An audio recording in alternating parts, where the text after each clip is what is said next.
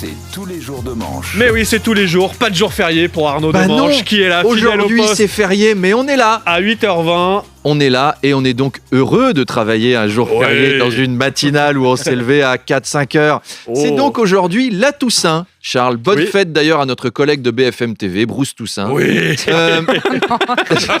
pense que c'est la première fois qu'on lui fait. Bah oui, mais j'attendais pas un rire comme ça sur celle-là. Pour moi, c'était juste une petite virgule. Elle fonctionne tous les ans, elle est très bien. La Toussaint, c'est la fête des morts. Bonne fête à tous les morts qui nous écoutent. Non, je plaisante, ils peuvent pas nous écouter, les morts. Ils sont tous en train d'écouter France Bleu. Oh. Bonne fête, les morts. Bonne fête, Jean-Pierre Alcabache, Mathieu Perry, la NUPES, la paix dans le monde, tous les décédés. La Toussaint, c'est donc la fête de tous les saints. C'est la fête préférée d'Alain Juppé, qui aime les saints, car il aime les femmes. Il aime le corps des femmes, il aime tous les saints, en forme de pomme, en forme de poire, en forme de Scooby-Doo. Puisque c'est la Toussaint, monsieur Manien, je dois vous avouer que certains de ces saints étaient parfois... pas morts, mais presque. Je raconte dans mon livre certains cocktails. Vous avez des femmes d'ambassadeurs très mondaines, très chic, vous savez, qui portent des vestes sans soutien-gorge à 85 ans. Alors parfois, elles ont un sein un peu flappy qui trempe dans une coupe de champagne. Mais je kiffe quand même. C'est férié, on chahute, on s'amuse un peu quand même. Bon réveil à tous. Bon réveil. La Toussaint, c'est l'occasion de fleurir les tombes des disparus. D'ailleurs, la nouvelle mode en termes d'enterrement, c'est les enterrements écolos, c'est-à-dire ni tombe ni couronne, mais une urne enterrée au pied d'un arbre. Il y a de plus en plus de forêts sanctuaires comme ça, notamment dans l'est de la France. Après, bon, c'est pas si nouveau d'enterrer des gens en forêt dans l'est de la France. C'est même une tradition locale. Michel Fourniret, c'était un petit peu un mélange entre Greta Thunberg et Norwich Union, mais à l'époque, on l'a pas vu comme ça. Oui, précurseur. Voilà, précurseur. Éric Zemmour est en Israël. Voilà ce dont avait besoin la région pour retrouver un peu d'apaisement. Une visite d'Éric Zemmour. À côté de lui, Netanyahou, c'est presque un dangereux gauchiste. Macron n'avait pas apaisé grand monde, donc on s'est dit, tiens, on va leur envoyer Éric Zemmour, qu'on appelle aussi le pacificateur. Moi, j'ai suivi minute par minute cette visite de Zemmour en Israël sur CNews. C'était très impressionnant. Et oui, Éric Zemmour est en Israël. Regardez cette image, l'arrivée sur le tarmac de l'aéroport de Tel Aviv d'Éric Zemmour, notre chevalier de l'ordre de Malte à nous, venu protéger la Terre Sainte des invasions barbares.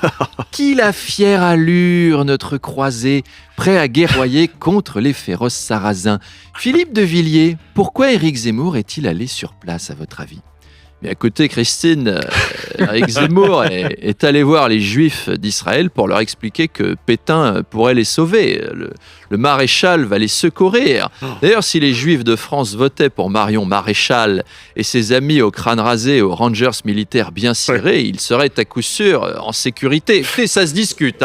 Je pense que l'histoire n'est pas forcément d'accord. C'est dommage ce voyage, c'est con même. Les Juifs seront pas contents, les musulmans seront pas contents, et je vois même pas comment Zemmour lui-même va être content entre des Juifs et des Arabes. Donc je n'y crois pas trop à cette visite. Le conflit Israël-Hamas qui est générateur de plus en plus de tensions en France. Oui, on parlait tout à l'heure de l'horreur du retour de l'antisémitisme décomplexé dans notre société. Il y a des grosses tensions entre communautés et il y a également des petits dérapages qui interviennent, comme celui du journaliste de LCI Pascal Perry. Écoutez. Pardon de l'exprimer de façon peut-être un peu brutale, il y a un antisémitisme couscous.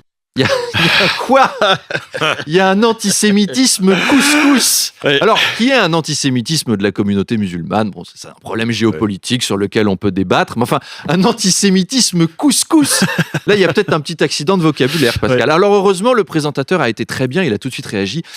Pascal, alors, je pense que la formule est abusive. Oui, vous avez raison. Je vais préciser ma pensée tout de suite dans ma rubrique géopolitique et analyse des rapports interreligieux dans l'islam, générique.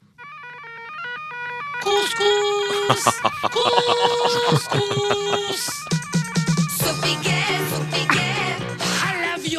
Alors, merci pour ce jingle. Alors, il faut savoir qu'il y a une haine du juif typiquement tagine, si vous voulez. On est dans un racisme au pruneau, un désaccord aux olives avec une pointe de citron confit. Depuis des siècles, on sent que l'islam pédale dans la semoule dans cette histoire. On revient toujours au couscous.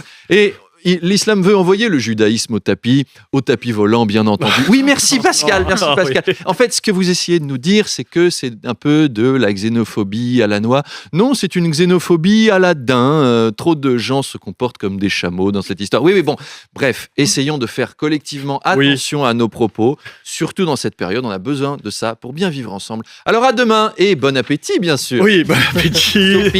Sopiquet. Sopiquet et Arnaud Demanche à retrouver quand vous voulez en podcast évidemment sur l'appli RMC.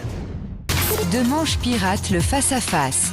Et oui, Arnaud, notre pirate est là. Salut Bonjour. Arnaud. Ce matin, je reçois Élie Korchia, le président du Consistoire de France. C'est la principale institution juive de France. On me dit que des juifs se sont glissés dans la salle. Et oui, cher Pierre Desproges, oui Charles, des juifs se sont glissés dans les studios de RMC, mais c'est parce qu'ils fuient l'antisémitisme qu'il y a dehors. Alors qu'ils sachent qu'on les accueille bien volontiers, avec le sourire et avec de l'humour. On est tous forcément inquiets de voir le retour de cet antisémitisme dont viendra nous parler Élie Korchia. Tout le monde est inquiet, surtout les personnes âgées, parce qu'à 90 ans, on sait que c'est dangereux, on a de la mémoire, enfin, la plupart du temps, parce qu'on se fout de la gueule des vieux. Ils bavent, ils portent des couches, ils ont acheté des monte-escaliers 7 Mac parce qu'ils ont vu des pubs avec Jean Lefebvre. Oui, mais... C'est vieux, Ouais. Oui, mais avant ça, avant de lire la notice de leur colle à dentier pendant qu'il y a question pour un champion en fond sonore, ils ont combattu les nazis, les vieux. Oui. Vous voyez, Inglorious Bastards, c'était papy et mamie. On oublie vite que nos vieux étaient aussi de jeunes Français confrontés à la barbarie totalitaire et antisémite et que certains étaient des héros et que quand ils voient cet antisémitisme revenir, ils sont inquiets et ils ont raison de l'être.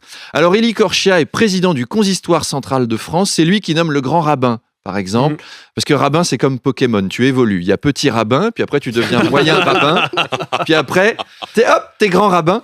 Et avec le conflit israélo-palestinien, trop de pro-palestiniens se laissent malheureusement gagner par cet antisémitisme. Essayons de préserver la paix au maximum. Après tout, si on y réfléchit, est-ce que tout le monde est si différent ? Slimane, Salomon, Zazin, vous seriez pas un peu cousin ?